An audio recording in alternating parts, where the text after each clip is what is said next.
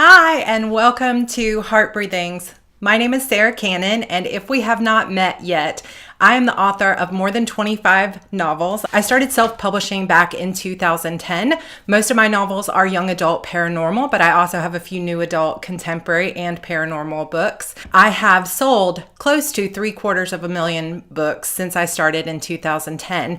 And for a long time there, I was feeling overwhelmed. I was feeling constantly stressed out, and ironically, the more success I found in my publishing journey, the more my to-do list seemed to grow. It got to a point where I felt like I was spending more time marketing, trying to learn how to market, trying to figure out how to run ads, how to do all the things that need to get done, learning about business, because frankly, when I first decided to become an author, I had no idea that I was also signing up to be an entrepreneur. But in the end, I know that in order to be a successful author these days, whether you're indie or traditionally published, you have to wear so many hats. You are a marketing genius, you have to be a social media guru, you have to be a creative art director, especially if you're indie and you're having to tell your cover artist exactly what you want. You have to be a market analyst. You have to be able to look at what else is selling and see how you want to position yourself in the market, see what kind of keywords readers are searching for in order to find your books. You have to be able to write not only really excellent long fiction, but you have to be really good at finding those marketing taglines. The list goes on and on.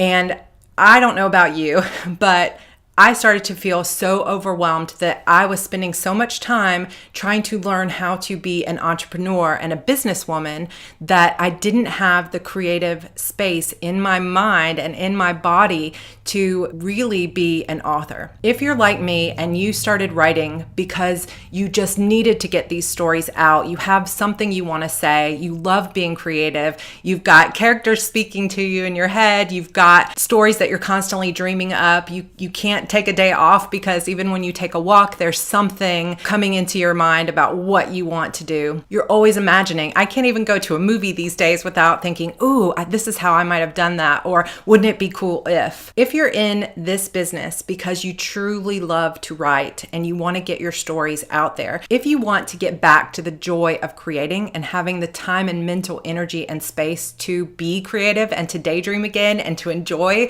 writing, what you have to do is you have to learn how to manage your time and how to effectively prioritize. What I would love to do is to give you a basic framework for how to do this. Number one, what you need to do is you need to figure out exactly what it is you want out of this career. If you don't have a clue where you're headed, you're going to end up on a very winding path. And if you don't know what your personal goals are, what's going to happen is you're going to look around and you're going to see, oh, she's doing that. That looks kind of cool. Maybe that would work for me. Oh, and I heard about this person who did this, and this person, and this person, and this person. You're going to be watching what everyone else does. And instead of analyzing it and going, well, is that really something that would work for me? Is that something I should be doing? Does that get me further down my path toward my goals? You're going to be just trying everything and feeling like you're throwing spaghetti at the wall. The only way you can figure out what truly works for you is if you take the time to figure out what you want. I do have a great download for you that will help you figure this out, as well as a video. I will link those down below. The download is called What Do You Really Want Out of Your Self-Publishing Career? Now, this will also apply to you if you are hybrid or if you are traditionally published. I just come from a background of indie publishing and self-publishing, so that is how I tailored this, but these questions will serve you as well. The video I will link down below is called The One Thing You Need to Know Before You Self-Publish. And this is true for you even if you are already self-published and you haven't taken these steps, or maybe it's time for a refresher on what your personal goal is and your personal vision. But what I want you to do is picture your ideal life. What is your ideal writing life? How do you want to feel every day? What do you want to do on a daily basis? What kinds of things do you want to write? What matters most to you? What are your goals? If you did not have anything standing in your way and you knew that you would be successful and make money no matter which path you chose, what would you do? And why? What types of books would you write? All of these kinds of questions are going to help you come up with a clear vision of what it is you want from your publishing career. Once you have that vision, what you need to learn to do is to prioritize your tasks. Now, I do have a few videos that will help you learn how to plan. I like to say I have a very long-term vision for what I want my career to be, but I plan short-term. So I have that long-term overarching vision, but then I prioritize based on what I can get done in 90 days. So I prioritize my schedule based on the quarters of the year. So quarter 1, January, February, March, quarter 2, April, May, June, and so on. So we're in quarter 3 of the year as I'm making this video, and as you've probably just gotten back from the Romance Writers of America convention. If you see this Kanban board on the back here with all the colorful sticky notes, you can see a video on this planning system, which I will also link down below for you, and it will teach you the process of how to choose your goals, projects, and tasks, and how to stay organized. Now, what this has done for me is, even though I have this gigantic to-do list that feels like it's never ending, once I set those goals, and I only set 3, now you see 4 colors up there because the yellow is for just my personal life, my personal goals, but 3 career goals is what I set at most. And if a project does not fit inside those 3 goals, it doesn't get me toward those 3 goals for this 90 days, then it just doesn't go on my list, period. There's a freedom in knowing, okay, this is something I want to do. This is something I need to do, but it doesn't have an immediate impact on my career, or it doesn't lead me toward the goal or my vision of my future. So I'm going to push that off to the side, or I'm going to delay that for now. When you start to measure what is going to get you toward your goal and what is going to have the most impact right now, you start to be able to prioritize your task in a way that everything you're doing has an impact. Everything you're doing has a purpose, and you can just cut out all those things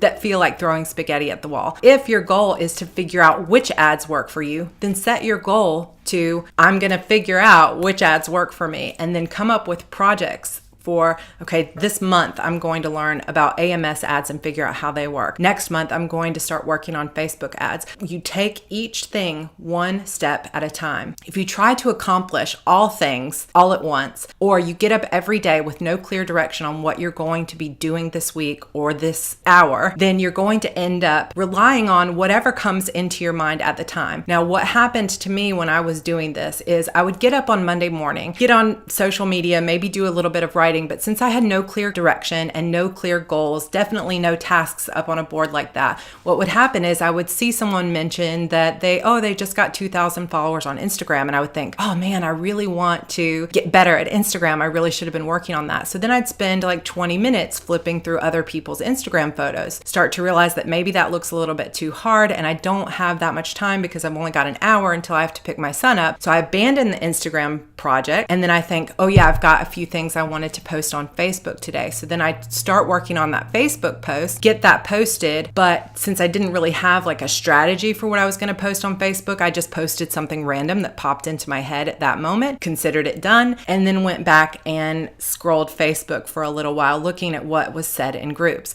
So instead of actually getting something done that leads me toward a goal, an end goal, I was just randomly choosing whatever happened to pop into my head that day. And then tomorrow, something else might pop into my head, and I might totally forget to post on Facebook if that was what I wanted to do. So you end up with a lot of half-completed tasks, half-completed strategies, and you're not really going anywhere with purpose. What has helped me tremendously is having a clear idea and a clear vision or picture of where I want to go, and then deciding the goals that I want to work on for now. I do have future ideas. I have things that I don't have time to work on that don't fit into my schedule now that I want to put off for the future, that I want to remember for the future. So those have a place in my planner as well, and I will be doing some videos on future goals. But every 90 days, I sit down and I come up with, here's my focus for this 90 days. And every task that I have gets a colored sticky note, and each color pertains to one of my 3 goals. So at the beginning of the week, I decide what I'm going to work on. So I move something from the to-do list, which is that top level, down to the middle section where it says get it done. And I know that that's my task list for the week. So as soon as my writing is done in the morning, I don't have to sit and worry about what needs to get done. Why isn't my career moving in the right direction? Am I doing the right things? I free up so much creativity and energy because I'm no longer worried. I'm no longer relying relying on my memory to decide what needs to get done every day. I'm no longer floundering or throwing spaghetti at the wall. I have a clear idea. I have taken the time to figure out what my vision is and what goals I think are going to get me there. And then every single week, I decide what I'm going to work on this week. And then once it gets done, I move it down to the bottom part, which says awesome job. And if you want to see this video, I've got it linked down below on my 90-day plan. I also have a few extra videos there for you on how to set writing deadlines so that you can be more productive. And also I have my 90-day review from Q2, as well as a flip through my custom planner. So I hope that this has helped you. I know this just barely touches the tip of the iceberg, but I am going to be offering a course called The Writer's Guide to Getting It All Done before the end of this year. If you are interested in a course like this and you feel like this type of information and planning could help you organize your business in such a way that you free your mind up to be more creative and you can take the weight of all the business tasks off your shoulders because you know exactly what you're doing every day, every week, every 90 days. You know where you're headed. And then at the end of every 90 days, you can review it and say, did this move me closer to my goals? I cannot tell you how much freedom this has given me and how much creative energy this has freed up in my life. If this sounds interesting to you, I do hope that you will follow me at heartbreathings.com, where I do post YouTube videos. I post lots of free downloads for you, and there will be at least one new video and one new post coming up every single week from me. I also plan on offering a course called The Writer's Guide to Getting It All Done, where I go even deeper into all of these and cover so much more. If you're interested in that, be sure to sign up for my mailing list so that you will be notified as soon as that course goes up. All right, guys, thank you so much. I hope you had an amazing time at RWA, but now that you are home and you feel like your to-do list has grown because you've heard of all these great strategies, all this great stuff that other people are doing, I hope that this will help you. It may not be the beginning of a new 90 days right now, but we are just barely into the start of Q3. I highly recommend that you get started figuring out your vision, coming up with your goals, projects, and tasks. Set up a board like this. It can be something on your wall. It can be on a bulletin board. It can be on a piece of paper with a bunch of sticky notes. However it works for you, whatever's easiest for you can work as long as you're using this system. It's called a Kanban board. And watch those videos. I hope that this helps you. And if it did, please feel free to send me an email or come find me on facebook.com/heartbreathings. My email is Sarah, S-A-R-R-A, @heartbreathings.com. I would love to hear from you. I hope you had a wonderful conference, and I appreciate you stopping by my website. I will see you guys in future videos. Bye.